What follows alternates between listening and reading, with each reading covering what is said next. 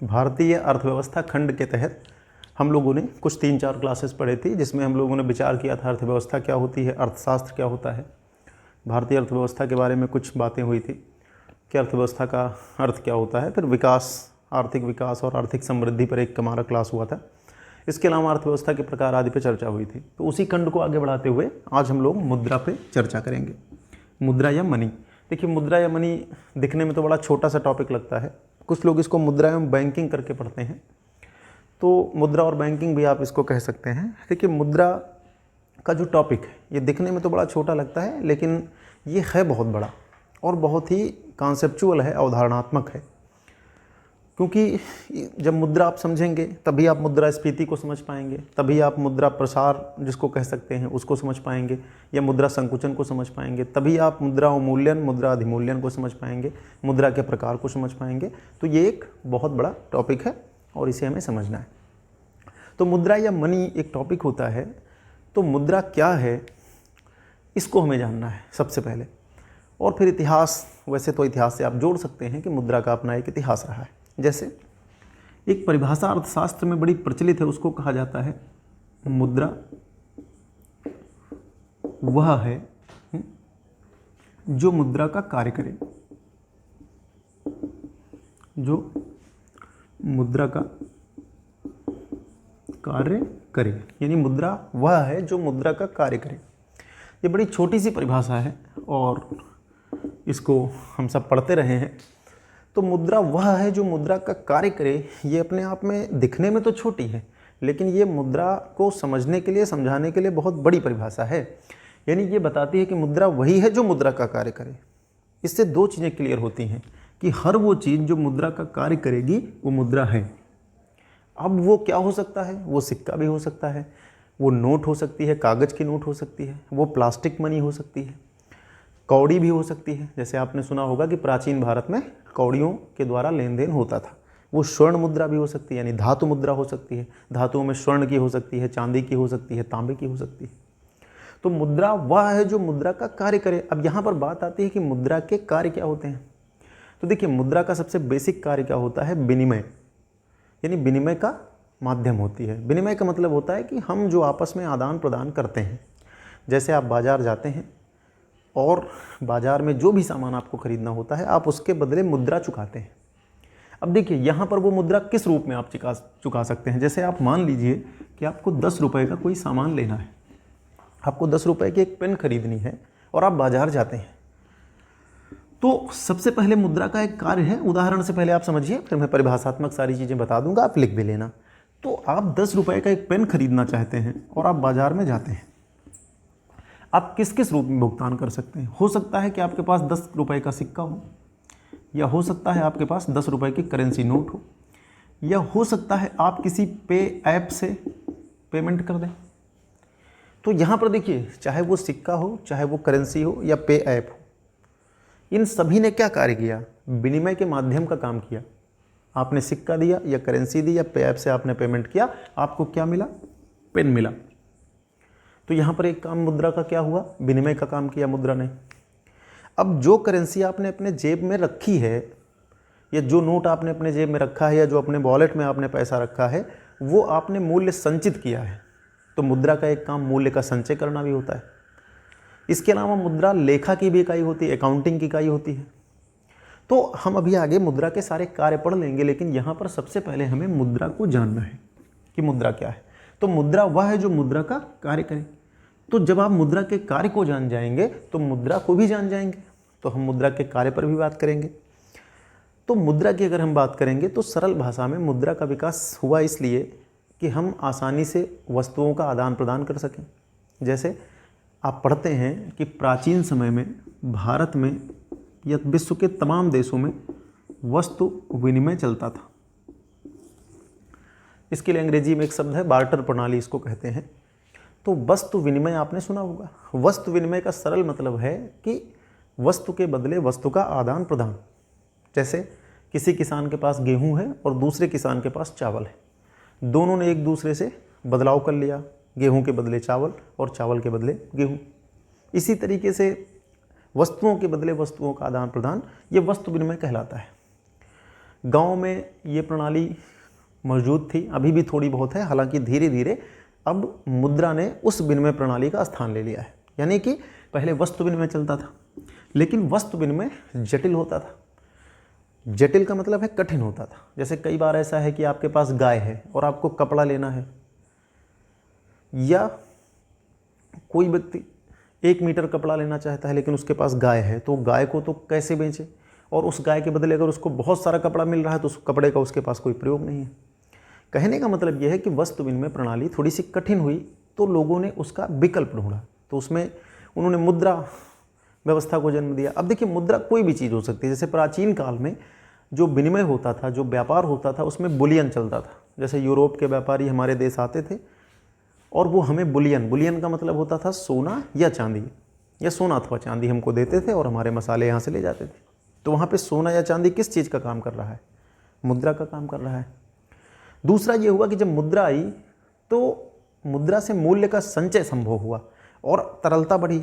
अब देखिए, जैसे मान लेते हैं कि किसी व्यक्ति को 100 किलोमीटर दूर जा कर के कोई सामान खरीदना है। मान लेते हैं कि किसी व्यक्ति को 100 किलोमीटर दूर जा कर के एक रेफ्रिजरेटर खरीदना है, और वो व्यक्ति किसानी करता है, खेती करता है। अब अगर वस्तु विनिमय प्रणाली हो तो पहले रेफ्रिजरेटर के बराबर के मूल्य का वो गेहूं या धान या जो भी उसके पास फसल है उसको लेकर के 100 किलोमीटर जाए। इस प्रक्रिया में उसका बहुत सारा धन बर्बाद होगा, समय बर्बाद होगा। अब मुद्रा क्या करती है? इसी कार्य को सरल कर देती है।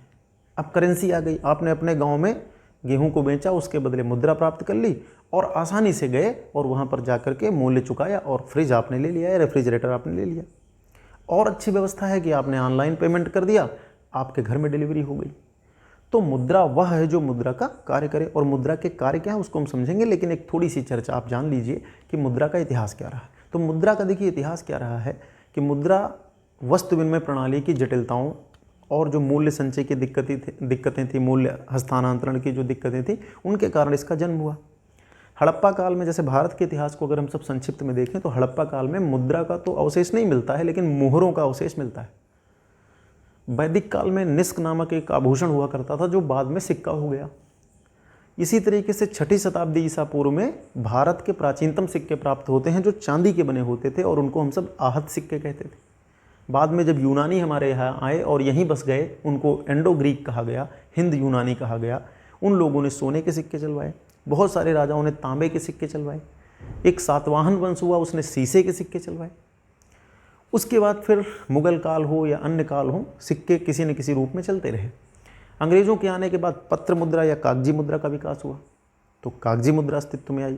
और आज आप देख रहे हैं कि डिजिटल भुगतान आप करते हैं, यहाँ तक कि बिटकॉइन जैसी वर्चुअल करेंसी भी अस्तित्व में है, आभासी मुद्राएं भी अस्तित्व में हैं। तो मुद्रा के अपने एक विकास की यात्रा रही है, और इसी पूरे टॉपिक को समझना है। जब मुद्रा समझेंगे तभी आप मुद्रास्फीति, मुद्रा के प्रकार आज हम सब लोग डिस्कस करेंगे। लेकिन जब मुद्रा आपका क्लियर रहेगा तो मुद्रास्फीति क्या है, मुद्रा अवमूल्यन क्या है, मुद्रा का क्या प्रभाव होता है, रिसेशन कैसे आती है, तो इन सारी चीज़ों को समझेंगे। कुल मिलाकर के ये जो मुद्रा या मनी का टॉपिक है ये बड़ा ही महत्वपूर्ण है। आज की अर्थव्यवस्थाओं को समझने के लिए ये बहुत ही महत्वपूर्ण है, और कह लीजिए अर्थव्यवस्थाओं का एक बहुत बड़ा आधार है। तो इस टॉपिक में हम 2 चीज़ों पर चर्चा करेंगे, एक तो मुद्रा क्या है, उसके कार्य क्या हैं, और दूसरा मुद्रा के प्रकार हम लोग डिस्कस करेंगे। तो ये चीज़ आपके समझ में आई होगी। अब हम लोग जानते हैं कि मुद्रा के कार्य क्या हैं। तो मुद्रा के कार्य को हम लोग समझते हैं, क्योंकि हमने पहले ही स्पष्ट किया कि मुद्रा को समझने के लिए उसके कार्य समझना आवश्यक है। जैसे मैंने बताया कि परिभाषा क्या है, कि कहा जाता है कि मुद्रा वह है जो मुद्रा का कार्य करे। तो सबसे पहले मुद्रा के कार्य 6 पॉइंट मैंने यहाँ पे लिखे हैं, और इन्हीं 6 पॉइंट के तहत मुख्य रूप से हम लोग मुद्रा के कार्य को समझेंगे। आमतौर पे जब मुद्रा हम लोग पढ़ते हैं तो हमारे दिमाग में सबसे पहले आता है कि विनिमय का माध्यम है, लेकिन उसके अलावा भी मुद्रा के कुछ कार्य होते हैं, इन्हें आपको देखना है। तो सबसे पहला जो मुद्रा का कार्य यहाँ पर मैंने लिखा है वो है विनिमय का माध्यम। इस चीज़ पे हम लोग पहले भी अभी चर्चा कर रहे थे। तो विनिमय का माध्यम आप जानते हैं कि पहले प्राचीन काल में क्या चर्चित था, तो आप बताएंगे कि वस्तु विनिमय। और वस्तु विनिमय में वस्तुओं के बदले वस्तुओं का आदान प्रदान किया जाता था। और आप जानते हैं कि वस्तु विनिमय एक कठिन चीज़ है। हालांकि जब गांव छोटे होते थे, ये समाज छोटे होते थे, आत्मनिर्भर होते थे, तो वहाँ पर ये व्यवस्था चलती थी। प्राचीन समय में गांव में ज़्यादातर वस्तु विनिमय ही चलता था, अभी भी आपको कहीं कहीं दिख जाता है। तो वस्तु विनिमय में वस्तु के बदले वस्तु का आदान प्रदान हो जाता था। उसमें जैसे किसी के यहाँ अनाज कोई दूसरा हुआ, किसी के यहाँ दूसरा हुआ, तो उन्होंने आपस में बदल लिया। किसी ने अनाज के बदले दूध ले लिया। इस तरह से करके वस्तु विनिमय प्रणाली चलती थी। लेकिन जैसे जैसे कह लीजिए खुलापन आया, वैश्वीकरण तो बहुत बड़ी प्रक्रिया है। खुलापन का मतलब ये है कि आवश्यकताएं बढ़ी, मांग बढ़ी और उपभोक्तावाद बढ़ा, नई नई चीज़ों की ज़रूरतें बढ़ी, तो वहाँ पे वस्तु विनिमय प्रणाली असफल होने लगी या वो दिक्कतें आने लगी वस्तु विनिमय से। तो फिर उसका स्थान या विनिमय प्रणाली में एक नई चीज़ आई और उसको क्या कहा गया? मुद्रा। तो देखिए, आप जानते हैं कि मुद्रा क्या है? विनिमय का माध्यम है। तो विनिमय का माध्यम मैंने अभी बताया कि जैसे आप बाज़ार जाते हैं, आपके पास मुद्रा है, आप विनिमय करते हैं। आप अनाज खरीद सकते हैं, आप उससे कोई वस्तु खरीद सकते हैं, कोई सेवा खरीद सकते हैं। तो मुद्रा विनिमय का माध्यम होती है। और चूंकि मुद्रा एक वैध इकाई होती है, आगे हम लोग पढ़ेंगे वैधानिक मुद्रा, तो वो पूरे देश में, या हो सकता है कि कुछ मुद्राएं ऐसी होती हैं जो पूरे विश्व में सर्वमान्य रूप से स्वीकारी जाती हैं। तो यदि आपके पास मुद्रा है तो उससे आप किसी भी चीज़ का विनिमय कर सकते हैं, किसी भी चीज़ को आप खरीद सकते हैं। तो देखिए, मुद्रा का सबसे पहला कार्य जो होगा वो यही होगा कि मुद्रा क्या है? वो विनिमय का माध्यम है। यानी आपको कोई चीज़ खरीदनी है तो आप मुद्रा के माध्यम से खरीद सकते हैं, आसानी से खरीद सकते हैं। तो विनिमय का माध्यम है, ये बहुत कठिन नहीं है। और वस्तु विनिमय भी ध्यान रखना, एग्जाम में कभी कभी आ जाता है। दूसरी चीज़ ये है कि मूल्य का मापक है। यानी कि जो किसी वस्तु की कीमत होती है, सरल भाषा में हम कहें, किसी वस्तु की जो कीमत होती है उसकी मापक होती है। देखिए, जब मुद्रा के द्वारा विनिमय होगा तो ये तय होना चाहिए कि जो सामान आप खरीदने जा रहे हैं उसके बदले आप कितनी इकाई मुद्रा का भुगतान करेंगे। तो कितनी इकाई भुगतान करेंगे, इसके लिए मुद्रा ही मूल्य के मापन का कार्य भी करती है। इसी को आप सरल भाषा में क्या कहते हैं? कीमत कहते हैं। जैसे आप बाजार जाते हैं और आपको पता होता है कि हमको अमुक पेन खरीदना है, तो इस अमुक पेन का दाम क्या है, और आप उसके बदले उतना ही भुगतान करेंगे। जैसे किसी पेन का दाम 10 रुपये है, तो आप जानते हैं कि इस पेन का जो मूल्य है वो 10 रुपये है। अमेरिका में होगा यही चीज़ तो डॉलर में होगा, वहाँ की मुद्रा के हिसाब से उसका मापन होगा। या ब्रिटेन में होगा तो पाउंड में होगा, या यूरोपीय कुछ कंट्रीज़ में होगा तो यूरो में होगा। कहने का मतलब ये है कि ये मूल्य के मापन का कार्य भी करती है। कीमतें किस में व्यक्त की जाती हैं? मुद्रा में। जैसे आप खरीदारी करने जाते हैं तो हर चीज़ का दाम लिखा होता है, और वो जो दाम होता है उसी को क्या कहेंगे आप? कीमत कहेंगे, दाम कहेंगे, या कह लीजिए कि उसको आप क्या कहेंगे? मूल्य का मापक। तो मुद्रा का एक प्रमुख कार्य क्या है? मूल्य का मापन। जब वस्तु विनिमय समाप्त हुआ और मुद्रा के बदले विनिमय शुरू हुआ, या मुद्रा के द्वारा जब हम हर चीज़ खरीद सकते हैं, तो ये चीज़ क्लियर होनी चाहिए कि मूल्य का मापन स्पष्ट हो। और मूल्य के मापन का कार्य भी कौन करेगी? मुद्रा ही करेगी। मुद्रा ही करेगी। तो वस्तु विनिमय के बाद जब मुद्रा आई तो विनिमय का माध्यम बनने के साथ साथ उसने दूसरा कौन सा महत्वपूर्ण कार्य किया? मूल्य के मापन का कार्य किया, जिसको आप सरल भाषा में कीमत कहते हैं। तीसरी चीज़ होती है मूल्य का संचय। अब देखिए, ये चीज़ समझिए, आप बाजार जाते हैं, मुद्रा देते हैं, वस्तु अथवा सेवा खरीद लेते हैं। भाई, आप बाजार जाएंगे तो आप क्या खरीदेंगे? या तो आप वस्तु खरीदेंगे और या तो आप सेवा खरीदेंगे। क्योंकि मैंने आपको बताया था 3 क्षेत्र होते हैं, प्राथमिक क्षेत्र, द्वितीयक क्षेत्र और तृतीयक क्षेत्र। लेकिन अर्थव्यवस्था में आप 2 ही प्रकार की चीज़ें खरीदेंगे, या तो वस्तु अथवा सेवा। जैसे आप जाते हैं किसी डॉक्टर को फीस देते हैं तो ये सेवा हो गया। आप अनाज खरीदते हैं, ये वस्तु हो गई। कोई सामान खरीदते हैं, वस्तु हो गई। तो वस्तु या सेवा आप खरीदेंगे तो मुद्रा विनिमय के माध्यम का कार्य करेगी और मूल्य भी मुद्रा बताएगी। तो इसका मतलब है कि मुद्रा में क्या है? मुद्रा की अपनी वैल्यू है, मुद्रा का अपना मूल्य है। भाई, वही मूल्य ही तो आपको सामान दिलाता है। तो ये मूल्य संचय का भी माध्यम बन जाती है। मतलब जैसे हम लोग पैसे क्यों स्टोर करते हैं? हर व्यक्ति विभिन्न माध्यमों से पैसे जमा करता है, इसको कहेंगे संचय करना, इकट्ठा करना। तो हम लोग क्यों पैसे इकट्ठे करते हैं या संचय करते हैं, या हम लोग विभिन्न बचत योजनाएं चलाते हैं, गुल्लक जैसी प्रथाएं रहती हैं, या हम बचत करते हैं? क्यों बचत करते हैं? क्योंकि उस मुद्रा में मूल्य है, और हम संचय किसका करते हैं? मूल्य का करते हैं।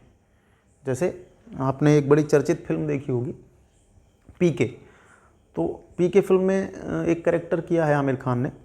तो वो दूसरे ग्रह का प्राणी रहता है। तो वो जब यहाँ पर आता है तो उसको ये महसूस होता है कि एक विशेष व्यक्ति यानी गांधी जी की फ़ोटो जिस पे लगी है उससे खाने पीने का सामान मिल जाता है। तो वो सारी गांधी जी की फ़ोटोओं को इकट्ठा करने लगता है। लेकिन जब वो दुकान पे जाता है तो बहुत सारी अलग अलग फ़ोटो देने के बाद फिर उसको पता चलता है कि किसी खास प्रकार के कागज़ पर ही उसकी वैल्यू है। एक खास प्रकार के कागज़ पे जो अमुक गांधी जी या अमुक व्यक्ति की फ़ोटो है उसकी वैल्यू है, शेष पे नहीं है।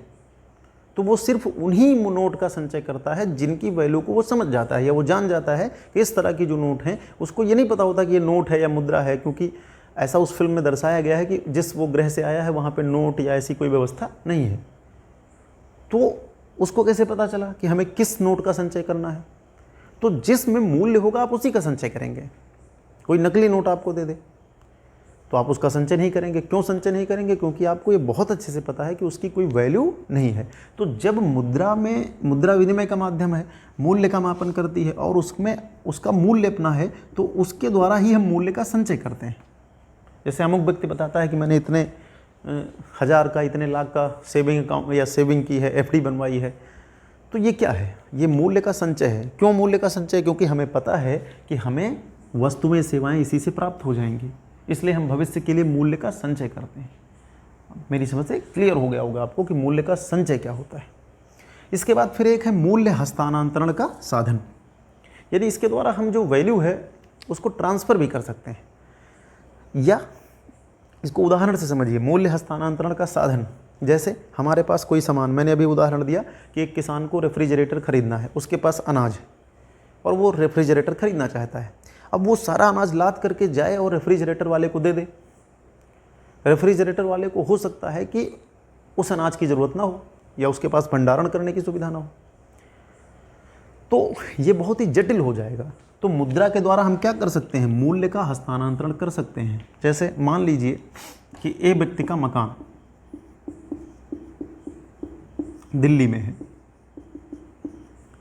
और वो व्यक्ति कुछ दिनों बाद अपनी आवश्यकताओं के कारण, अपनी नौकरी के कारण मुंबई में बसना चाहता है, या उसका ऐसा कुछ है कि वो मुंबई में ही रहना चाहता है, मुंबई में ही रहेगा। तो अब ऐसी स्थिति में क्या होगा? वो मकान तो लेके जा नहीं सकता कि दिल्ली का अपना मकान उठा करके मुंबई में रख दे।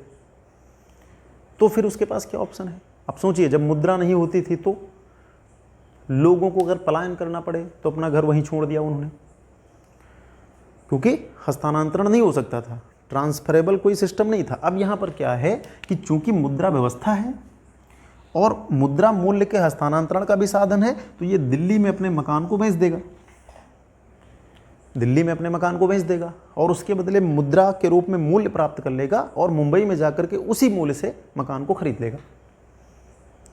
अब सोचिए, अगर मुद्रा न हो तो क्या होता? इसके पास दो ऑप्शन थे, या तो दिल्ली में इसका मकान पड़ा रहता, मुंबई में दूसरा मकान बनवाए। अगर उसके पास इतने पैसे नहीं है तो वो ऐसे किसी व्यक्ति को ढूंढे जो मुंबई से दिल्ली जाना चाहता हो, म्यूचुअल, जैसे विभागों में म्यूचुअल ट्रांसफ़र होते हैं। तो मुद्रा ना होना एक बहुत बड़ी समस्या हो सकता था, लेकिन यहाँ पर चूंकि मुद्रा है तो ये दिल्ली में अपने मकान को बेचेगा और उस मूल्य का हस्तांतरण हो जाएगा और मुंबई में जाकर के अपने मकान को वो खरीद लेगा। यानी इसके द्वारा आप क्या कर सकते हैं? मूल्य हस्तांतरण का साधन भी मुद्रा है। तो हम कहीं पर हमारी कोई संपत्ति है और हम उसे कैरी नहीं कर सकते, ले नहीं जा सकते, तो हम क्या करेंगे? उसको बेच देंगे और उसके द्वारा मूल्य के हस्तांतरण का साधन का कार्य कौन करेगी? मुद्रा करेगी। उदाहरण से आप समझिए। एक है स्थगित भुगतानों की माप, यानी ऐसे भुगतान जिनको हम भविष्य पे छोड़ देते हैं, जिनको हम स्थगित कर देते हैं। तो ऐसे भुगतानों की माप का काम भी मुद्रा करती है। जैसे किसी ने बैंक से पैसे उधार लिए और ब्याज सहित उसको पैसे चुकाने हैं, तो वो पैसे कब चुकाने हैं? 1 साल बाद चुकाने हैं, 2 साल बाद चुकाने हैं। तो इस तरह से भुगतान क्या है? स्थगित है। तो वो कितने पैसे चुकाएगा ये भी किस में बताया जाता है? मुद्रा में। जैसे स्थगित भुगतान के उदाहरण समझ लीजिए, जैसे ब्याज स्थगित भुगतान है, जैसे पेंशन स्थगित भुगतान है। तो इसका निर्धारण भी किस में किया जाता है? मुद्रा में किया जाता है। उसका पेमेंट भी किस में किया जाता है? मुद्रा में ही किया जाता है। जैसे आप किसी से कुछ उधार लेंगे तो क्या होगा? आप जब किसी से कुछ उधार लेंगे तो उसके ब्याज सहित या उसका जो पैसा होगा वो कैसे लौटाएंगे? मुद्रा के रूप में ही लौटाएंगे। तो मुद्रा स्थगित भुगतान की माप का भी कार्य करती है, ये भी आपको ध्यान में रखना। जैसे मैंने 2 उदाहरण दिए, ब्याज और पेंशन। देखिए, इकोनॉमिक्स को उदाहरण से ही समझा जा सकता है, रटा नहीं जा सकता है, और अगर आप समझ जाएंगे तो बढ़िया रहेगा। हाँ, ये ज़रूर करना कि ये सारे पॉइंट ज़रूर लिख लेना। अब एक लास्ट पॉइंट और आप देख लीजिए, लिखा हुआ है कि मुद्रा साख का आधार है। यहाँ पर साख का मतलब होता है क्रेडिट। जैसे कुछ लोगों को आप कहते हुए सुनते होंगे, गांव घर में कहते हैं कि हमारी बहुत क्रेडिट है, अमुक चौराहे पे हमारी बड़ी क्रेडिट है, अमुक दुकान पे हमारी बहुत क्रेडिट है। तो क्रेडिट या साख क्या होती है? क्रेडिट या साख का सरल मतलब होता है कि जैसे बैंक आपको चेक देती है, तो चेक बैंक आपको कब देती है? आपके क्रेडिट के आधार पे देती है कि ठीक है, आपके अकाउंट में पैसा होगा और आप चेक के द्वारा भुगतान कर सकते हैं। अब तो चेक किसी को भी मिल जाता है, लेकिन चेक बाउंस होने पर क्या होता है आप जानते हैं कि उसे आपराधिक कार्य माना जाता है, कार्यवाहियाँ भी होती हैं। तो जैसे मान लें आप किसी को चेक देंगे, तो आपका चेक वो ले या ना ले, ये किस पर निर्धारित करेगा कि आपकी साख क्या है। और वो साख कैसे बनेगी? वो मुद्रा के आधार पर ही बनेगी। आपकी क्रेडिट कैसे बनेगी? मुद्रा के आधार पर बनेगी। जैसे आप वेतनभोगी हैं, आपके पास निरंतर आमदनी का स्रोत है, तो आपकी साख अच्छी होगी, आप जानते हैं। और यदि आपके पास कोई अस्थायी आमदनी का स्रोत नहीं है, तो आपकी साख क्या होगी? आपकी साख नीची होगी। बैंक भी मुद्रा के मापन के आधार पर ही या मुद्रा की साख के आधार पर ही, या जो मुद्रा के आधार पर साख या क्रेडिट का निर्माण करता है, उसी आधार पे वो आपकी साख का निर्धारण करता है। जैसे आप जानते हैं आजकल एक शब्द चलता है, बड़ा चर्चा में रहता है, क्रेडिट स्कोर, और एक आपने सुना होगा क्रेडिट कार्ड। तो क्रेडिट कार्ड क्या है? क्रेडिट कार्ड आपका कैसे बनता है? वो कुछ क्राइटेरिया रखते हैं, कुछ रूल रखते हैं। जैसे आप सरकारी नौकरी करते हैं, आपको हर महीने निश्चित तारीख को तनख्वाह मिल जाती है, सैलरी मिल जाती है, तो आपकी जो क्रेडिट होगी वो थोड़ी ज़्यादा होगी और आपका क्रेडिट कार्ड बड़ी आसानी से मिल जाएगा। क्यों? क्योंकि उनको पता है कि अमुक व्यक्ति की साख बेहतर है, क्रेडिट बेहतर है, और ये व्यक्ति अपने ऋण का भुगतान आसानी से कर लेगा। तो ऐसे व्यक्ति को कंपनियां या बैंक या वित्तीय कंपनियां या बैंक क्रेडिट कार्ड देने के लिए उतावली रहती हैं। लेकिन अगर कोई व्यक्ति निश्चित आमदनी वाला ना हो और जाए क्रेडिट कार्ड बनवाने के लिए, तो उसकी क्रेडिट बनना मुश्किल है। तो क्रेडिट या साख का आधार भी क्या होती है? मुद्रा ही होती है। आप कितनी सैलरी पाते हैं, आप इनकम टैक्स जमा करते हैं, आपका महीने का टर्नओवर क्या है, इन सारी चीज़ों को निर्धारित करके साख का निर्माण होता है। और साख के निर्माण का आधार कौन होती है? मुद्रा ही होती है। तो फिर से एक बार देखिए, मुद्रा क्या क्या काम करती है? विनिमय का काम करती है। वस्तुओं और सेवाओं का जो आदान प्रदान होता है, उसका माध्यम क्या होती है? मुद्रा। और चूंकि मुद्रा में एक और गुण होता है, उसको गुण कह लीजिए, तरलता, लिक्विडिटी। जैसे भाई मैंने बताया कि आपको मान लेते हैं एक फ्रिज खरीदना है, फ्रिज 20,000 रुपये का है और गेहूँ का दाम 20 रुपये किलो है। तो मान लेते हैं कि कोई फ्रिज है और वो 20,000 रुपये का है और गेहूं का दाम कितना है? वो 20 रुपये किलो है। तो आपको 1,000 किलो गेहूं लेकर के जाना पड़ेगा। अब इतना गेहूं आप कैसे ले जाएंगे? लेकिन मुद्रा क्या है? तरलता। आप उस गेहूं को बेच लिया, आपके पास 20,000 रुपये आए, अगर 2,000 के नोट हैं तो 10 नोट आप आसानी से लेकर के चले गए। और तरल ले लीजिए, आपके अकाउंट में पैसा आपने ट्रांसफ़र कर दिया सरलता के साथ। तो मुद्रा का ये गुण है, इसीलिए विनिमय को ये क्या करती है? आसान बनाती है। तो मुद्रा विनिमय का माध्यम है। मूल्य का मापन करती है, यानी कीमतों का निर्धारण, मूल्य का मापन इसी से होता है। किसी वस्तु की क्या कीमत है, क्या दाम है, क्या मूल्य है, कौन बताती है? मुद्रा। मूल्य का संचय आप लोग किस में संचय करते हैं? मुद्रा में करते हैं। आप ये कह सकते हैं कि नहीं हम तो सोने में करते हैं, प्रॉपर्टीज़ में करते हैं, लेकिन यहाँ पर चूंकि मुद्रा की बात हो रही है तो हम मुद्रा की बात कर रहे हैं। मुद्रा में लोग संचय भी करते हैं और साथ ही साथ ये क्या मूल्य हस्तांतरण का भी साधन है। आप एक जगह की संपत्ति को बेच करके मूल्य का ट्रांसफ़र कर सकते हैं, दूसरी जगह पर संपत्ति खरीद सकते हैं। स्थगित भुगतानों की माप होती है। स्थगित भुगतान में मैंने 2 उदाहरण दिए, ब्याज और पेंशन। और साख का आधार, आपके क्रेडिट का निर्धारण भी कौन करती है? मुद्रा। तो मुद्रा के कार्य जानने के बाद अब हम लोग इसी टॉपिक में मुद्रा के प्रकार जान लेंगे। देखिए, मुद्रा के प्रकार में बहुत प्रकार आते हैं। जैसे अगर मुद्रा किस तरह से है, जैसे सिक्के हैं, धातु की है तो उसे धातु मुद्रा कहेंगे, कागज़ की है तो उसे पत्र मुद्रा कहेंगे, और प्लास्टिक मनी का भी कॉन्सेप्ट आजकल चल रहा है, वर्चुअल करेंसी का कॉन्सेप्ट चल रहा है। वो सारी चीज़ें भी जानेंगे।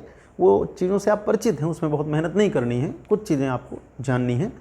तो मुद्रा के प्रकार हम लोग समझते हैं। जैसे जब आप एग्ज़ाम में जाएंगे तो एक शब्द आपको बार बार मिलेगा, एक रहता है वैधानिक मुद्रा। इसको लीगल टेंडर, लीगल मनी, इस तरह के नामों से जानते हैं, आप देख लेना।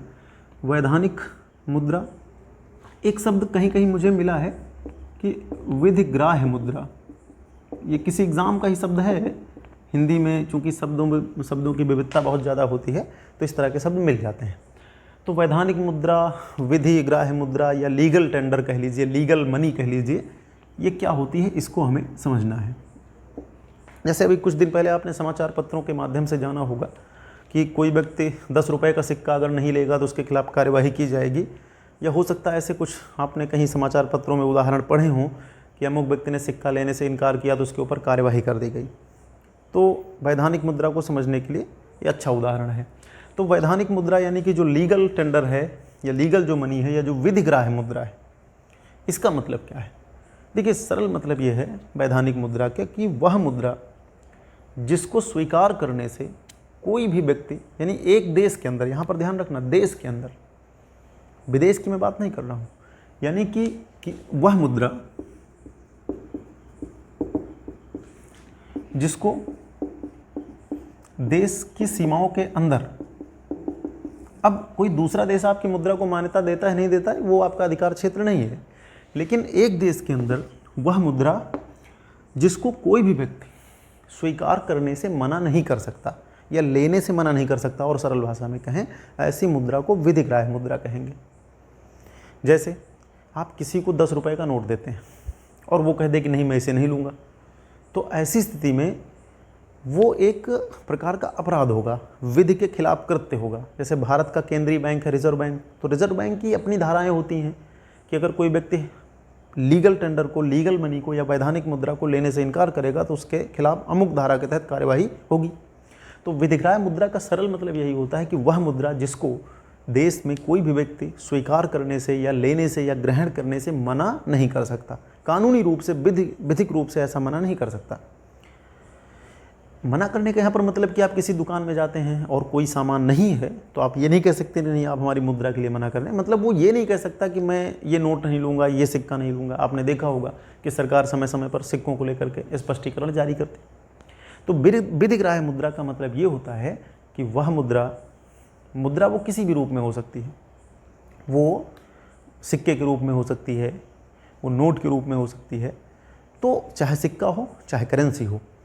विधिग्राह्य मुद्रा का मतलब यही होता है कि उसके पीछे विधिक बल होता है और उसको स्वीकृत करने से या स्वीकार करने से कोई भी व्यक्ति मना नहीं कर सकता। जैसे भारत में जो भी सिक्के हैं, हर देश की, ध्यान रखना, हर देश की जो मुद्रा होती है वो विधिग्राह्य मुद्रा होती है।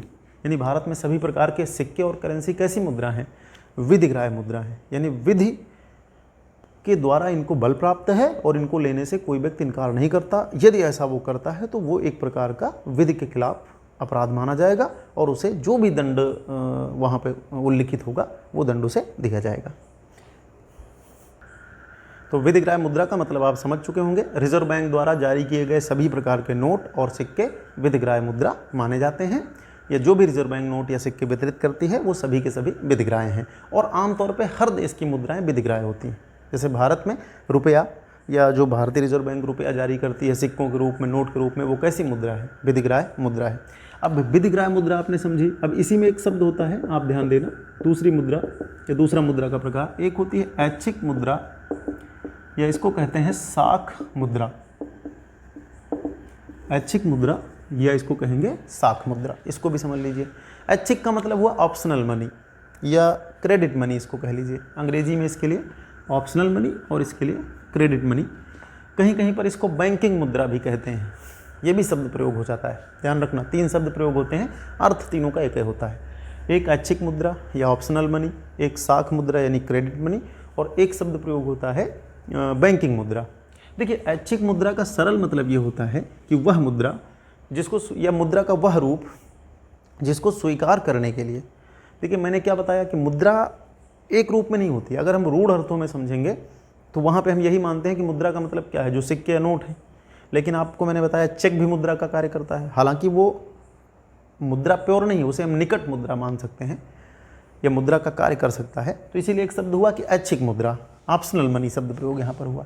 तो साख मुद्रा भी कह सकते हैं, क्रेडिट, क्योंकि ये जो ऐच्छिक मुद्रा होती है ये व्यक्ति के साख पर निर्भर करती है कि कोई व्यक्ति इसको लेगा या नहीं लेगा।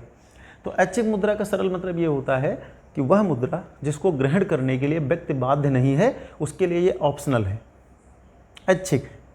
और चूंकि ये मुद्रा कोई ले या न ले, ये उस व्यक्ति की या बैंक की साख पर निर्भर करता है।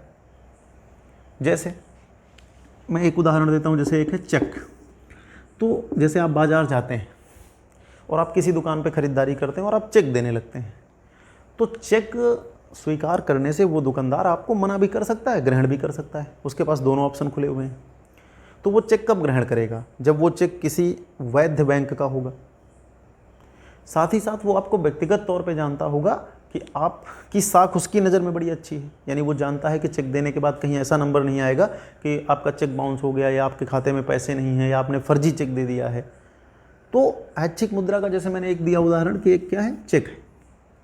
ये जैसे बांड हैं या अन्य चीज़ें इस तरह से हो सकती हैं। तो हुंडी है।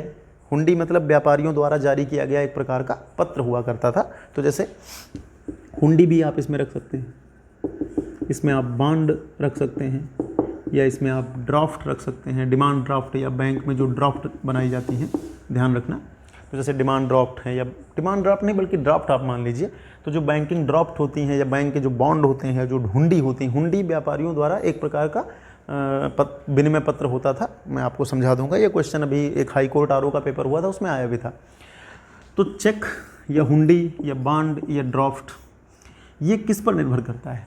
चूँकि ये व्यक्ति की या उस बैंक की साख पर निर्भर करता है, और चूँकि इसको स्वीकार करना या न स्वीकार करना ये व्यक्ति की इच्छा पर निर्भर होता है, इसीलिए इसके लिए क्या शब्द प्रयोग किया जाता है? ऐच्छिक मुद्रा। तो जैसे मैंने बताया चेक किसी को आप देंगे तो वो स्वीकार करने के लिए बाध्य नहीं है। और वैधानिक मुद्रा में क्या होता है? आपने 500 रुपये का नोट दिया और वो रिजर्व बैंक द्वारा जारी की गई नोट है, तो वैधानिक है, उसको लेने से कोई व्यक्ति मना नहीं कर सकता। लेकिन ऐच्छिक मुद्रा को लेने से व्यक्ति मना कर सकता है। और चूंकि ये क्रेडिट पे चलती है, जैसे मैं किसी दुकान पे ख़रीदारी करने जाऊं और मैं उस व्यक्ति को चेक सौंपूं, तो ये मेरी क्रेडिट पे निर्भर करेगा कि वो चेक स्वीकृत करता है या नहीं करता है। मैं उसको किसी भी तरीके से कानूनन चेक लेने के लिए बाध्य नहीं कर सकता। लेकिन यदि मेरे पास वैधानिक मुद्रा है, नोट है, सिक्के हैं, तो मैं उसे बाध्य कर सकता हूँ। तो ये दोनों में महत्वपूर्ण अंतर को आप समझेंगे। इसके बाद दो चीज़ें और आप देखिए। एक लेखा मुद्रा शब्द आपको कभी कभी एग्जाम में मिलेगा, अकाउंटिंग मनी आप इसको अंग्रेजी में समझ लीजिए, और वास्तविक मुद्रा का मतलब प्रॉपर मनी। तो इन दोनों को भी समझ लीजिए। देखिए, लेखा मुद्रा या अकाउंटिंग मनी का सरल मतलब ये होता है कि जो सभी प्रकार के लेखा, यानी लेखा मतलब अकाउंट में लिखी होती है, उसे अकाउंटिंग मनी कहते हैं। मतलब लेखा का मतलब है जैसे किसको क्या भुगतान देना है, किसको वेतन देना है, किसको पेंशन देनी है, किसको ब्याज देना है, किससे वसूलना है। जैसे बजट आप पढ़ेंगे, भारत का बजट पढ़ेंगे तो वहाँ पर सारी मद किस में लिखी रहेंगी? रुपए में। अमेरिका का बजट पढ़ेंगे तो डॉलर में। तो लेखा मुद्रा का मतलब होता है कि अकाउंटिंग मनी, यानी कि लेखा प्रणाली में जो मुद्रा प्रचलित होती है किसी देश में, उसे क्या कहते हैं? अकाउंटिंग मनी कहते हैं, लेखा मुद्रा कहते हैं। जैसे भारत की लेखा मनी क्या होगी या लेखा मुद्रा क्या होगी? तो आप बताएंगे रुपया होगी। अमेरिका की क्या होगी? डॉलर होगी। या जापान की येन होगी, या यूरोप में कुछ देशों को यूरो होगी, अमेरिका की डॉलर आप जानते ही हैं, ब्रिटेन की पाउंड होगी। इस तरह से लेखा मुद्रा, यानी जिसमें लेखा का सरल मतलब होता है जो अकाउंटिंग होती है। तो अकाउंटिंग मनी का मतलब है कि जो किसी देश की लेखा मुद्रा होती है, अकाउंटिंग मुद्रा होती है, यानी कि भुगतान में, बजट में, पेंशन में, ब्याज में जो भी चीज़ें लिखी जाती हैं वो किस रूप में लिखी जाती हैं?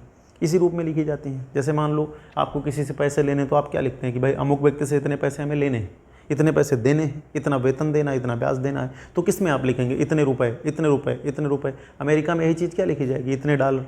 तो लेखा मुद्रा। और वास्तविक मुद्रा क्या होती है? इसको अंग्रेजी में कहते हैं प्रॉपर मनी।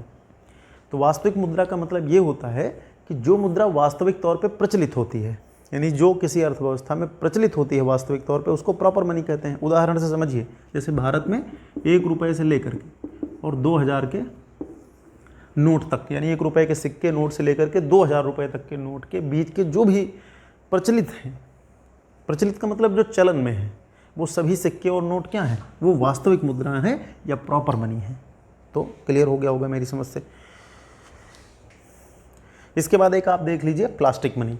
प्लास्टिक मनी में कई बार लोग बड़ा कंफ्यूज होते हैं। कुछ लोग तो यहाँ तक बता देते हैं कि प्लास्टिक मनी का मतलब है प्लास्टिक के नोट। लेकिन नोट जहाँ पे शब्द आएगा वो करेंसी से जोड़ेगा। जैसे प्लास्टिक करेंसी आपसे बता दे तो मतलब हो सकता है कि हाँ प्लास्टिक के नोट कोई देश चलाए।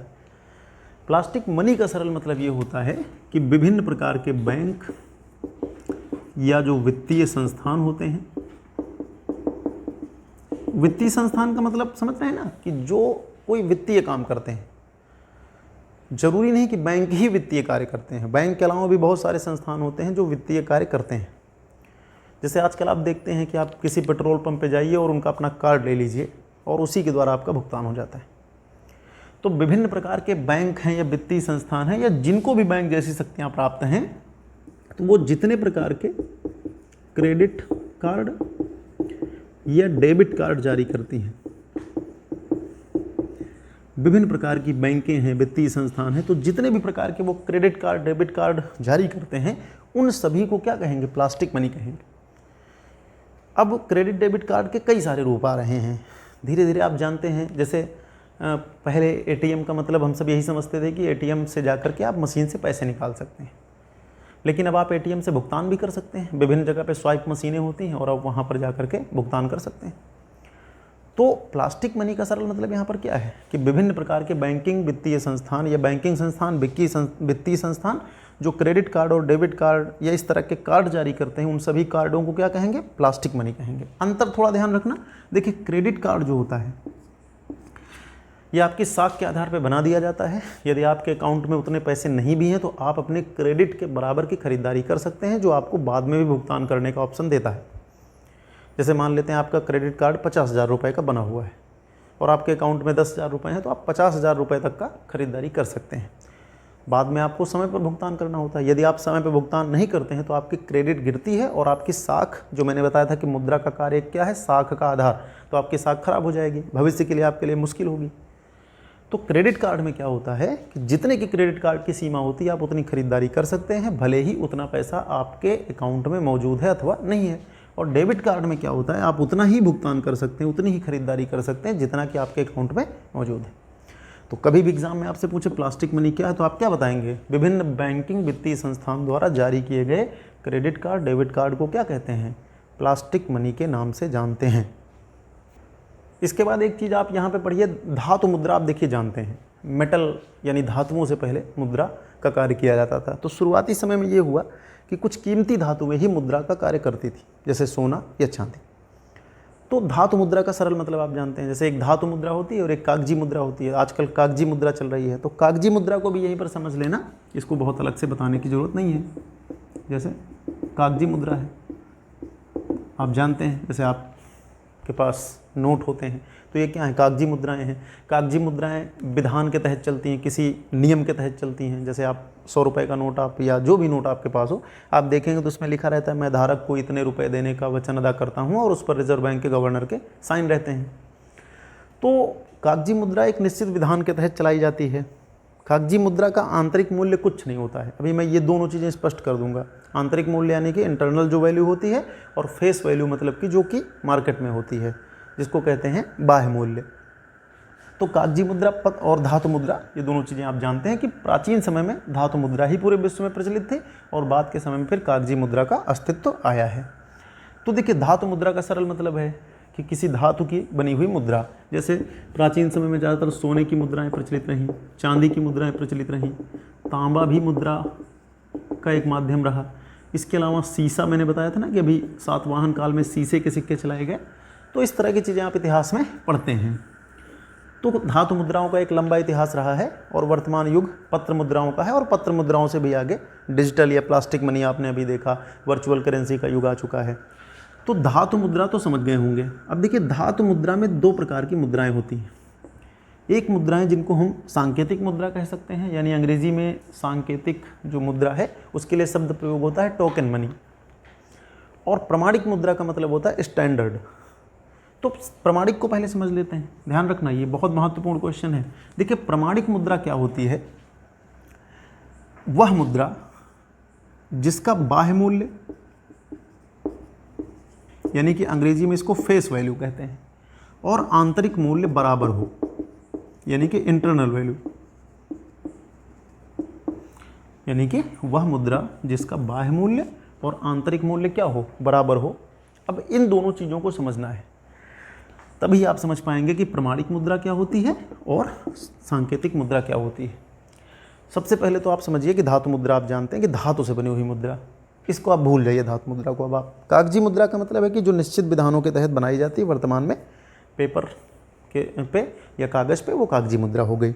अब सांकेतिक मुद्रा और प्रमाणिक मुद्रा को समझना है आपको। तो प्रमाणिक मुद्रा या स्टैंडर्ड मनी क्या है? वह मुद्रा जिसका बाह्य मूल्य और आंतरिक मूल्य इक्वल होता है, बराबर होता है। बाह्य मूल्य मतलब फेस वैल्यू और आंतरिक मूल्य मतलब इंटरनल वैल्यू। और इसमें उदाहरण दिया जाता है कि प्रमाणिक मुद्रा कौन है, जैसे सोने, चांदी के सिक्के, या कह लीजिए आप बहुमूल्य धातुओं के सिक्के। तो इसको हम स्टैंडर्ड मनी कहते हैं, प्रमाणिक मुद्रा के नाम से जानते हैं। अब यहाँ पर बाह्य मूल्य क्या है? बाह्य मूल्य का मतलब है कि जो प्रचलित है। जैसे आप एक सोने का सिक्का लेके जाते हैं और उस सिक्के, जैसे वर्तमान में मैं बात करता हूँ कि आप एक 10 ग्राम के सोने के सिक्के को लेकर के बाजार में जाते हैं और उस पर लिखा हुआ है कि ये 35,000 मूल्य का है, उस पर लिख दिया गया 35,000 रुपये, तो 35,000 रुपये उसका बाह्य मूल्य हुआ। अब उस सिक्के को यदि आप पिघला करके ग्राम के हिसाब से बेचें तब भी 35,000 रुपये आपको प्राप्त हो, तो वो 35,000 जो पिघला करके बेचा वो उसका क्या हुआ? इंटरनल वैल्यू हुआ, आंतरिक मूल्य हुआ। यानी चाहे उस सिक्के को आप वजन करके बेच दें और चाहे उसका जो मूल्य लिखा हुआ उस आधार पर बेच दें, यदि दोनों इक्वल हैं तो इसको क्या कहेंगे? प्रमाणिक मुद्रा। तो चूंकि प्राचीन काल में ना तो WTO था, ना IMF था, ना कोई विश्व में व्यापार की प्रणाली थी, तो ज़्यादातर व्यापारी जब व्यापार करने आते थे, खास करके भारत में या अन्य कहीं भी, तो वो लोग, भारतीय लोग क्या करते थे? 2 ही धातुओं में भुगतान स्वीकार करते थे, बुलियन में। बुलियन मतलब सोना अथवा चांदी में, क्योंकि ये स्टैंडर्ड मनी थी, प्रमाणिक मुद्रा थी, इसका मूल्य जो है स्थिर रहता था। तो प्रमाणिक मूल्य का मतलब आप समझे कि नहीं समझे कि बाह्य मूल्य और आंतरिक मूल्य दोनों इक्वल हो। बाह्य मूल्य क्या है? जो प्रचलन में है मार्केट में। और आंतरिक मूल्य मतलब कि अगर उस सिक्के की कीमत निकाली जाए धातु के रूप में, तो वो भी अगर दोनों इक्वल हो जाए तो उसे क्या कहेंगे? वो प्रमाणिक मुद्रा है, स्टैंडर्ड है। जैसे अभी आपको मैं आगे पढ़ाऊंगा ग्रेसम का नियम।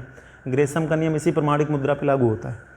अब आपने एक पढ़ा होगा कि मोहम्मद बिन तुगलक ने भारत में सांकेतिक मुद्रा चलाई थी, बड़ा चर्चा में रहता है। तो सांकेतिक मुद्रा क्या होती है? कि जिसका बाह्य मूल्य जो होता है, फेस वैल्यू जो होती है, वो ज़्यादा होती है और आंतरिक मूल्य कम होता है। आंतरिक मूल्य कम होता है। जैसे मोहम्मद बिन तुगलक ने क्या किया था? मोहम्मद बिन तुगलक का जो शासनकाल था, उस समय पूरे विश्व में चांदी की कमी हो गई थी और चांदी की कमी के कारण उसने तांबे के सिक्के चलवाए और उनका मूल्य चांदी के सिक्कों के बराबर रखा। तो अब देखिए, तांबे का मूल्य, तांबे का जो सिक्का चला उसका बाह्य मूल्य चांदी के सिक्के के बराबर है, तो उस पर जो लिखा मूल्य वो तो ज़्यादा हो गया। और लेकिन जो उसका आंतरिक मूल्य, यानी उस तांबे को अगर आप पिघला करके या वजन करके बेच दें तो वो क्या हुआ? कम हुआ। तो ऐसी स्थिति में क्या होगा कि बाह्य मूल्य क्या हो जाएगा? ज़्यादा, और आंतरिक मूल्य क्या हो जाएगा? कम। जैसे वर्तमान में भारतीय सिक्के हैं, जैसे मान लेते हैं 10 रुपये का सिक्का है, तो 10 रुपये के सिक्के का बाह्य मूल्य क्या है? 10 रुपये। लेकिन आप अगर उसको वजन करके बेचेंगे तो क्या 10 रुपये में बिक जाएगा? वो उतने ही बराबर की धातु को अगर बेचा जाए तो क्या 10 रुपये में बिकेगा? बिल्कुल नहीं बिकेगा। तो इसका मतलब है, मान लेते हैं उसका आंतरिक मूल्य 1 रुपये है, हम मान लेते हैं, हालांकि 1 रुपये से भी कम हो सकता है, लेकिन 1 रुपये है। तो देखिए दोनों में अंतर है, और इसी अंतर के कारण क्या होता है? सांकेतिक मुद्रा का जन्म होता है। यानी कि जब धातुएं, सस्ती धातुओं के सिक्के बनाए जाते हैं और उनका वैल्यू महंगी धातुओं के समान रखी जाती है, तो इसको सांकेतिक मुद्रा कहते हैं। जैसे भारतीय सिक्के किसका उदाहरण है? सांकेतिक मुद्रा का उदाहरण है। तो सांकेतिक मुद्रा में यही होता है। जैसे मोहम्मद बिन तुगलक ने सांकेतिक मुद्रा चलाई, तो इसका मतलब क्या था कि उसने तांबे के सिक्के या सस्ती धातुओं के सिक्के चलाए और उनका मूल्य महंगी धातुओं के मूल्य के इक्वल रखा। बाह्य मूल्य, आंतरिक नहीं, इंटरनल वैल्यू। तो जैसे मान ले 100 रुपये का नोट आपके पास है, तो बाह्य मूल्य तो उसका 100 रुपये है। जैसे कागजी मुद्रा की एक खासियत होती है कि इनका बाह्य मूल्य तो होता है, लेकिन आंतरिक मूल्य इनका कुछ नहीं होता है। आंतरिक मूल्य मतलब कि अगर वो कागज़ का एक टुकड़ा होता तो उसके बदले आपको कुछ नहीं प्राप्त होता। जैसे आपके पास पुराना 500 का नोट है जो विमुद्रीकरण, डिमोनेटाइजेशन के पहले का है, वो तो उसका क्या मूल्य होगा? जैसे मान लेते हैं आपके पास अकबर के काल का सोने का एक सिक्का है और सर वो सिक्का प्रचलन में नहीं है, वो सिक्का प्रचलन में नहीं है, वो सिक्का 1 रुपये से लेकर के 2000 के नोट के बीच में कहीं पर नहीं है। लेकिन यदि वो सोने का सिक्का आपके पास, तो आप बाजार जाएंगे, उसको बेच लेंगे और अकबर के काल से ज़्यादा मुद्रा आपको प्राप्त होगी। लेकिन अगर आपके पास 8 नवंबर 2016 के पहले का कोई नोट है 500 रुपये, 1000 रुपये का, तो क्या उससे आप बाजार में कुछ खरीद सकते हैं? कुछ भी नहीं खरीद सकते। क्यों नहीं खरीद सकते? क्योंकि कागजी मुद्रा का आंतरिक मूल्य लगभग नगण्य होता है। और इसमें बाह्य मूल्य होता है। और ये बाह्य मूल्य किस पर निर्भर करता है? विधान पर निर्भर करता है, विधान की शक्ति पर निर्भर करता है। मैं धारक को इतने रुपए देने का वचन अदा करता हूँ, धारक से वचन वापस ले लिया मैंने, उसके बदले मैंने उसे दूसरी नोट दे दी, तो पुरानी नोट का आंतरिक मूल्य तो है नहीं, तो वो प्रचलन में नहीं रहेगा। मतलब अगर आंतरिक मूल्य बाह्य मूल्य बराबर है तो फिर जैसे सोने का सिक्का चाहे जिस काल का आपके पास हो उसका मूल्य आपको प्राप्त होगा, क्योंकि उसका आंतरिक वैल्यू है, इंटरनल वैल्यू है। फेस वैल्यू क्या रही थी उस समय, उससे मतलब नहीं है।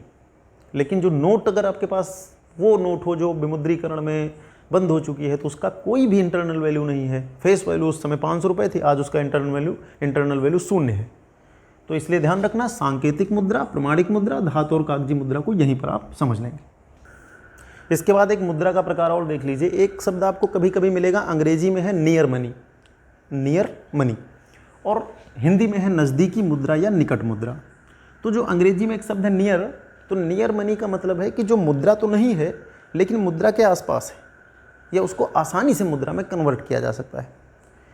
तो नियर मनी का मतलब है कि जो सीधे मुद्रा तो नहीं है, यानी वो वास्तविक मुद्रा नहीं है, नोट नहीं है, सिक्का नहीं है, लेकिन आसानी से मुद्रा के रूप में बदली जा सकती है, तो उसके लिए अंग्रेजी में शब्द होता है नियर मनी, या हिंदी में शब्द होता है निकट मुद्रा।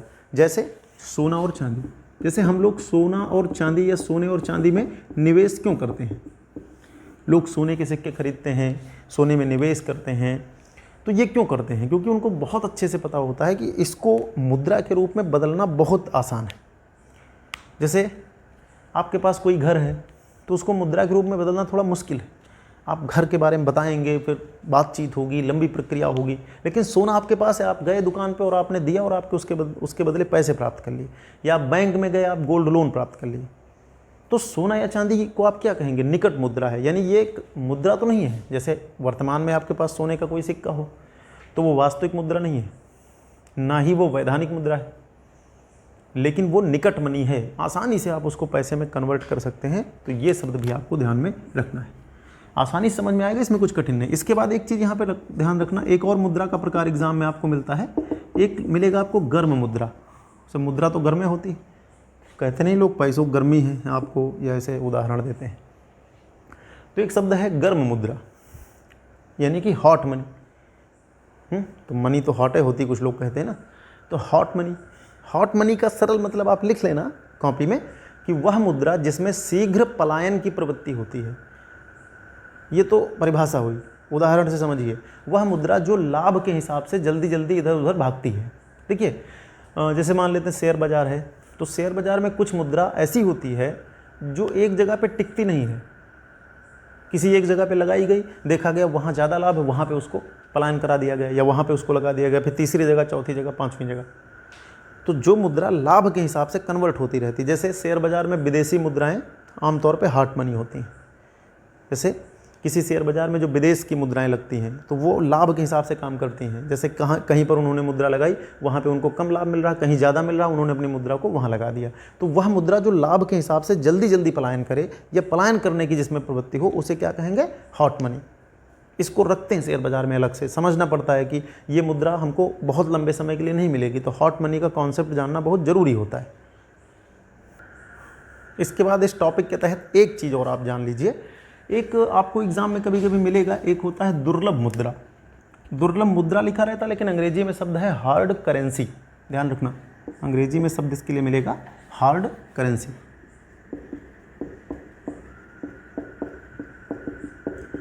और एक होती है सुलभ मुद्रा, इसके लिए आपको मिलेगा अंग्रेजी में शब्द सॉफ्ट करेंसी। अंग्रेजी में आपको शब्द मिलेगा सॉफ्ट करेंसी। तो आप इन दोनों शब्दों को ध्यान रखना, दुर्लभ मुद्रा और सुलभ मुद्रा। तो देखिए, मुद्रा की भी मांग यानी कि डिमांड और सप्लाई यानी कि आपूर्ति होती है, तो वहीं से आप इसको समझेंगे। दुर्लभ, पहली चीज़ आप समझ लीजिए कि दुर्लभ मुद्रा और सुलभ मुद्रा यानी हार्ड करेंसी और सॉफ्ट करेंसी का कॉन्सेप्ट अंतर्राष्ट्रीय मुद्राओं के संदर्भ में होता है। तो पहले हम हार्ड करेंसी को जानते हैं। देखिए, मुद्रा की अपनी एक डिमांड होती है, मांग होती है, और मुद्रा की भी अपनी पूर्ति होती है, यानी कि सप्लाई होती है और डिमांड होती है। तो आप सोचते होंगे मुद्रा की मांग और पूर्ति कैसे होती है, या इसकी डिमांड और सप्लाई कैसी होती है। तो उदाहरण से आप समझिए, जैसे मान लेते हैं कि आपको कोई भुगतान प्राप्त करना हो, और आप भारत देश के निवासी हैं, भुगतान आपको श्रीलंका में लेना है, तो श्रीलंकाई मुद्रा में आपको भुगतान मिले या अमेरिकी डॉलर में मिले, अगर आपको 2 ऑप्शन दिए जाएँ तो आप तुरंत चुनेंगे कि नहीं, मुझे भुगतान अमेरिकी डॉलर में किया जाए। तो ऐसा क्यों आप करेंगे? जैसे आपको भुगतान के 2 ऑप्शन हो, या तो आप नेपाली मुद्रा ले लीजिए या आप अमेरिकी मुद्रा ले लीजिए, तो आप तुरंत कहेंगे नहीं, मुझे अमेरिकी मुद्रा चाहिए। क्यों? क्योंकि अमेरिका की जो मुद्रा है वो ज़्यादा स्थिर है, उसकी साख विश्व में बहुत ज़्यादा है। तो हार्ड करेंसी क्या होती है कि इंटरनेशनल मार्केट में, ध्यान से समझना, अंतर्राष्ट्रीय जो मुद्रा बाजार है, इंटरनेशनल मार्केट में या इंटरनेशनल जो मुद्रा बाजार कह लीजिए, वहाँ पर जिस मुद्रा की मांग ज़्यादा हो और पूर्ति कम हो, यानी सप्लाई उसकी क्या होगी, कम होगी। जैसे आप देखते हैं ना कि आखिर कौन से ऐसे कारण है कि डॉलर का मूल्य 70 रुपये होता है, यानी हमारी मुद्रा उससे 70 गुना कम कीमती है। तो इसके कारण क्या है? अमेरिका की अर्थव्यवस्था, उसकी स्थिरता, उनकी जो मुद्रा है उसकी स्थिरता। देखिए, हम मुद्रा, अगर मुद्रा में स्थिरता ना हो तो ना तो हम उस पर विश्वास करेंगे, ना ही उसको भुगतान के रूप में लेंगे और ना ही उसका संचय करेंगे। जैसे वेनेजुएला, जिम्बाब्वे, या जिन देशों में प्रबल मुद्रास्फीति हो जाती है, वहाँ की मुद्रा में लोगों का विश्वास खत्म हो जाता है। जैसे वेनेजुएला या जिम्बाब्वे की मुद्रा अगर कहीं पर स्वीकार करनी हो तो कोई स्वीकार नहीं करेगा, क्योंकि उनकी मुद्रा बहुत ही सॉफ्ट हो गई है, उसको कोई लेना नहीं चाहता। तो हार्ड करेंसी का मतलब होता है जिसकी इंटरनेशनल जो मार्केट है या अंतर्राष्ट्रीय जो मुद्रा बाजार है, वहाँ पर जिसकी मांग बहुत ज़्यादा हो और पूर्ति क्या हो, बहुत कम हो, ऐसी मुद्रा को हम क्या कहेंगे? हार्ड करेंसी कहेंगे। और ध्यान रखना, आमतौर पे जितने भी विकसित देश होते हैं उनकी करेंसीज कैसी होती हैं? हार्ड करेंसी होती हैं, क्योंकि उनकी स्थिरता ज़्यादा है, उनके मूल्य को हम आसानी से संचय कर लेंगे, अंतर्राष्ट्रीय मार्केट में कहीं पर भी उनकी मुद्रा स्वीकार कर ली जाएगी। तो ऐसी स्थिति में उसकी मांग क्या होगी? ज़्यादा, और पूर्ति क्या होगी? कम। तो जितने भी विश्व के विकसित देश होते हैं वो उनकी करेंसीज कैसी होती हैं? हार्ड करेंसी होती हैं। जो देश जितना विकसित होगा उसकी मुद्रा उतनी ही हार्ड होगी, उतनी ही दुर्लभ होगी। यहाँ पर अंग्रेजी में हार्ड और हिंदी में दुर्लभ शब्द प्रयोग किया गया है। और आप जानते हैं दुर्लभ चीज़ें, दुर्लभ का मतलब यही होता है जो आसानी से न मिले, यानी मांग उसकी बहुत ज़्यादा और पूर्ति क्या? बहुत कम। और सॉफ्ट, इसका उल्टा कर लीजिए, यानी सॉफ्ट करेंसी क्या होगी? अंतर्राष्ट्रीय मुद्रा बाजार में जिस मुद्रा की मांग बहुत कम होगी और पूर्ति यानी कि सप्लाई बहुत ज़्यादा होगी, उसको हम क्या कहेंगे? Soft currency. तो जितने भी गरीब देश होते हैं, विकासशील देश होते हैं, उनकी करेंसीज कैसी होती है? सॉफ्ट होती हैं। जो देश जितना गरीब होगा उसकी करेंसी उतनी ही सॉफ्ट होगी। तो ये वीडियो हम यहीं पर समाप्त करते हैं। यानी पहले वीडियो में बहुत कॉन्सेप्ट की बातें हुई हैं, उदाहरण की बातें हुई हैं कि मुद्रा क्या है, उसके कार्य क्या हैं और मुद्रा के प्रकार क्या हैं। दूसरे वीडियो में हम सब लोग मुद्रास्फीति या अन्य चीज़ों पर डिस्कशन करेंगे, चर्चा करेंगे।